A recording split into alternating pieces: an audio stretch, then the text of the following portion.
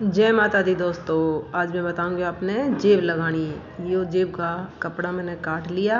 एक तरफ तो यो खुला कपड़ा है, एक तरफ तो है यो बंद कपड़ा। जिस तरफ तो यो बंद है उस तरफ तो इसकी लंबाई है 14 इंच और नीचे दे चौड़ाई है इसकी 7 इंच और ऊपर तो है 6.5 इंच, आधा इंच का इसमें अंतर है।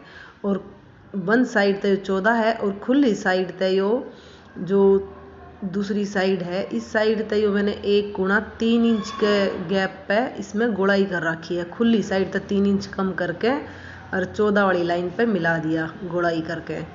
और ये लेना है प्लाजो, जहाँ पे हमने इसकी यो जेब लगानी है। तो ये जेब लगानी है, प्लाजो के आसन सील के तैयार कर लिए हैं।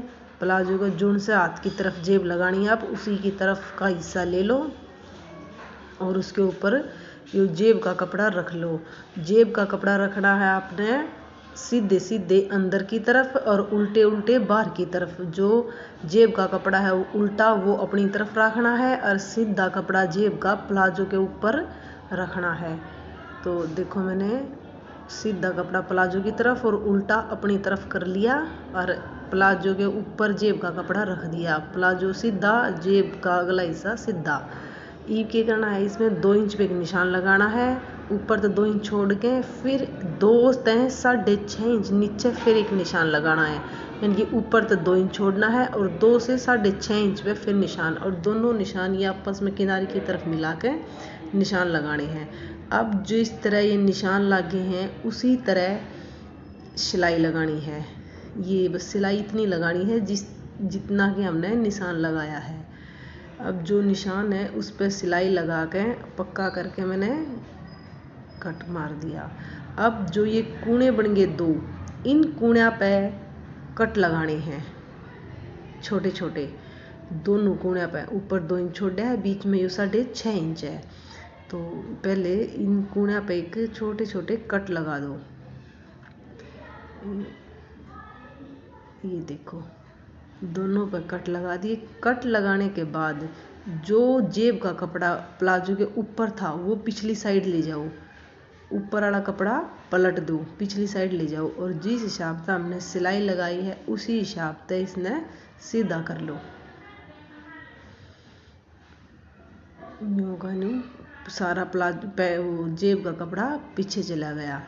अब देखो इसी शेप में हमने सिलाई लगाई थी और इसी शेप में ये कपड़ा बाहर आ गया। अब इस कपड़े ने नाखून तो अच्छी तरह प्रेस करके अच्छी तरह इसमें सलवट निकाल दो इसकी। और जिस तरह ये सिलाई हमने पहले लगाई थी, कपड़ा पलटने के बाद फिर से एक सिलाई और लगा दो, थोड़ा थोड़ा इस पर गैप छोड़ के, एक पैर का गैप छोड़ना। ये देखो मैंने एक पैर का गैप छोड़ दिया और इस पर सिलाई दोबारा सीधा करके फिर लगा दी। अब जेब का कपड़ा जो है सारा पीछे चला गया।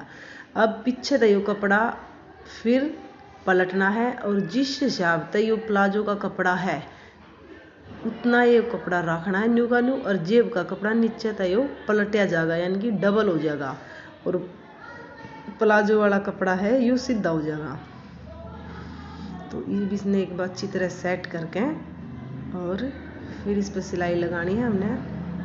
पहले इसने नीचे तो जो हमने कपड़ा पलटा है उसको अच्छी तरह सेट करो। ये देखो ये प्लाजो पे जेब अच्छी तरह सेट होगी। अब सेट होने के बाद जेब का कपड़ा सारा चला गया पीछे, और पीछे चला गया तो जो हमने गोलाई करी थी उस हिस्से पर अब सिलाई लगा दो। न्यू का न्यू इसने प्लाजो का कपड़ा हटा कर सिर्फ जेब के कपड़ा पे सिलाई लगानी है। जेब का कपड़ा नीचे तो थोड़ा थोड़ा मोड़ दो। अगर मोड़न में दिक्कत हो रही हो तो सीधी सिलाई भी लगा सको आप। तो मैंने तो ये मोड़ कर लगा दिया, दोनों तरफ अंदर की तरफ कपड़ा मोड़ दिया और सिलाई लगा दी। अगर आपने मोड़न में दिक्कत है तो सीधी सिलाई बिना मोड़े भी लगा सको। देखो मैंने मोड़ कर लगाई है, दोनों तरफ अंदर की तरफ कपड़ा मोड़ दिया। अब प्लाजो को फिर से सेट करो एक बार जेब के ऊपर, और ऊपर जो 2 इंच का हमने कपड़ा छोड़ा उस पर सिलाई लगाओ। अब ये जो 6 इंच के बाद जो कपड़ा था उस पर सिलाई लगाओ और उसके बाद ऊपर बेल्ट पे जो ये जेब का कपड़ा है, बेल्ट और जेब का कपड़ा इन पे भी सिलाई लगा दो। अब यह जेब जो है चारों तरफ से प्लाजो के साथ सील दी गई सिलाई हो गई है जेब की हर तरफ से। अब ये कहीं से भी खुली नहीं है। अब ये जो थोड़ा बहुत इस साइड टेढ़ा है इस कपड़े ने काट दो, थोड़ा जो तिरछा कोई बाहर निकल रहा है तो उसने काट दो। अब यह जेब होगी बिल्कुल तैयार। और प्लाजो में ये जो यो प्लाजो का जो दूसरा हिस्सा है पिछला हिस्सा, वो प्लाजो का हिस्सा जो यो 6-6.5 इंच के बीच में जो कपड़ा बच रहा है यो वाला ये कपड़ा, इस कपड़ा पे पिछला हिस्सा इसके साथ सिलाई होगी और ऊपर नीचे तो बराबर सिलाई होगी।